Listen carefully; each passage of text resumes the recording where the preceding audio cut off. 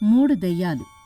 ఒక అమావాస్య నాటి అర్ధరాత్రి ఒక ముసలి ఆడదెయ్యం కొత్తగా ఒక శ్మశానం కేసి వచ్చింది.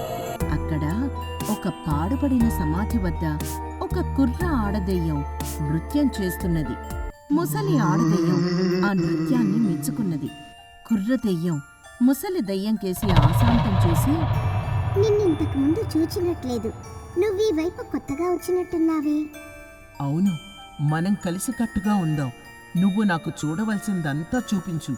కుర్ర దెయ్యం ముసలి దెయ్యానికి సమాధులన్నీ చూపించి వివరాలు చెప్తూ బయలుదేరింది.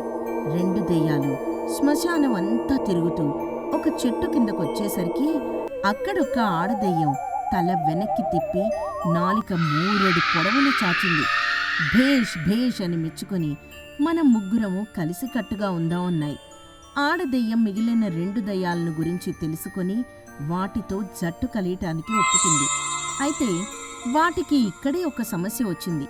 జట్టుకు నాయకత్వం ఎవరు తీసుకోవాలి? దీన్ని గురించి చాలాసేపు చర్చించిన మీదట దెయ్యాలొక నిర్ణయానికొచ్చాయి.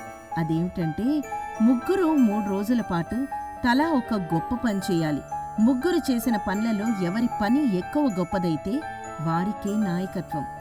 ముసలి దెయ్యం మిగిలిన వాటితో, రేపు అర్ధరాత్రి తిరిగి ఇక్కడే కలుద్దాం. ఈ లోపల నేనేమైనా గొప్ప పని చేసి మీకు చెప్తాను. తర్వాత 3 దెయ్యాలు వేటి దారిన అవి వెళ్ళిపోయాయి. మర్నాడు రాత్రి 2వ జాము నడుస్తున్నది.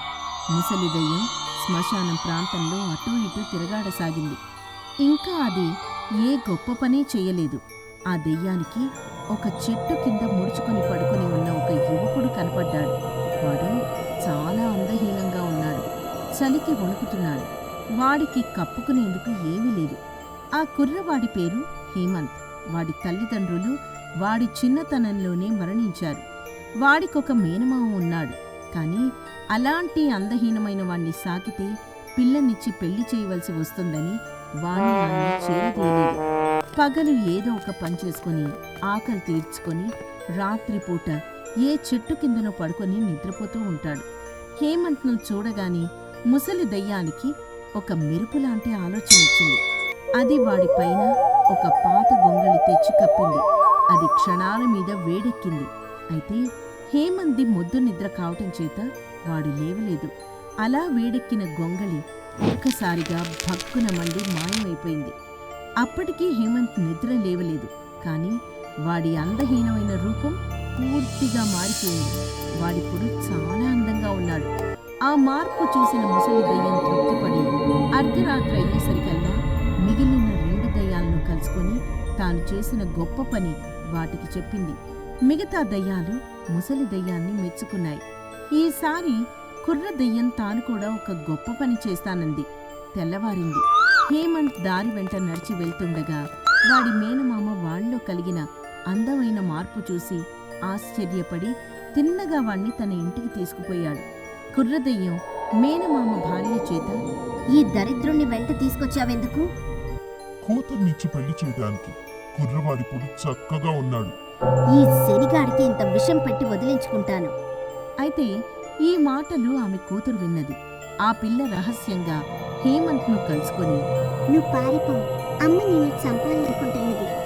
హేమంత్ ప్రాణభయం కొద్దీ పారిపోయాడు.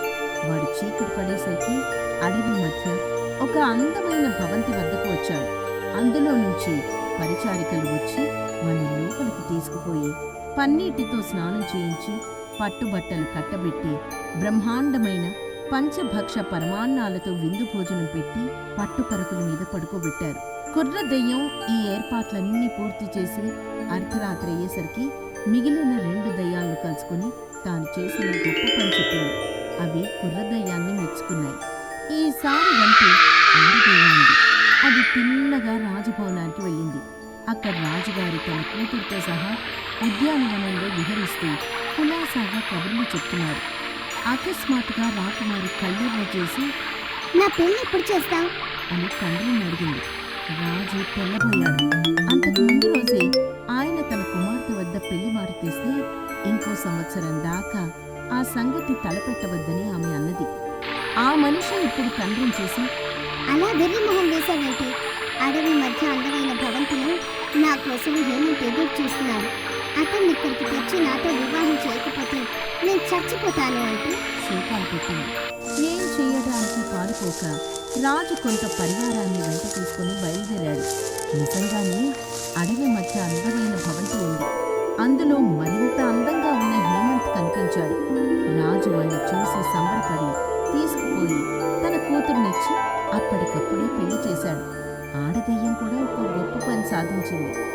ఆ రాత్రి 3 దెయ్యాలు కలుసుకున్నప్పుడు ఆడదెయ్యం, నీకన్నా నేనే గొప్ప పని చేశాను, మన జట్టుకు నేనే నాయకుణ్ణి అన్నది. చాలే, హేమంత్ భవంతిని సంపదను చూసి రాజుగారు పిల్లనిచ్చారు. నేను చేసింది గొప్ప పని. మీరిద్దరూ నోరు ముయ్యండి. ఆ హేమంత్ను అందగాడిగా చేసింది నేను. పైగా వయసులో పెద్దను. నేనే జట్టుకు నాయకుడిగా ఉండాలి. 3 దెయ్యాలు ఇలా చాలాసేపు గొడవపడి చివరకు హేమంత్ని న్యాయం అడుగుదామని బయలుదేరాయి. హేమంత్ రాజభవనంలో పట్టుపరుపుల మీద మంచి నిద్రలో ఉన్నాడు. దయ్యాలు వెళ్లి వాణ్ణి నిద్ర లేపి తమను తాము పరిచయం చేసుకున్నారు. నిన్ను అందగాడిగా చేసింది నేనే. నిన్ను ఐశ్వర్యవంతుణ్ణి చేసింది నేనే. నిన్ను రాజుగారికి అల్లుణ్ణి చేసింది నేనే. మాలో ఎవరు చేసిన పని గొప్పది అని 3 దయ్యాలు అడిగాయి.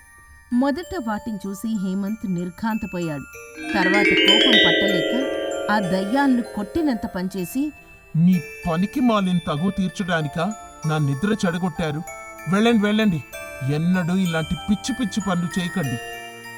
దయ్యాలు చిన్నబుచ్చుకొని, మనం కలిసికట్టుగా ఉంటే ఇలాంటి పిచ్చి పనులు ఇంకా ఎన్ని చేస్తాము? ఎవరి దారిన వారు ఉండటమే మంచిది అనుకుని విడివిడిగా వెళ్ళిపోయాయి. Hi kids! Hope you like the video. Subscribe for more videos. Visit us in Facebook and Twitter. Thank you. Bye.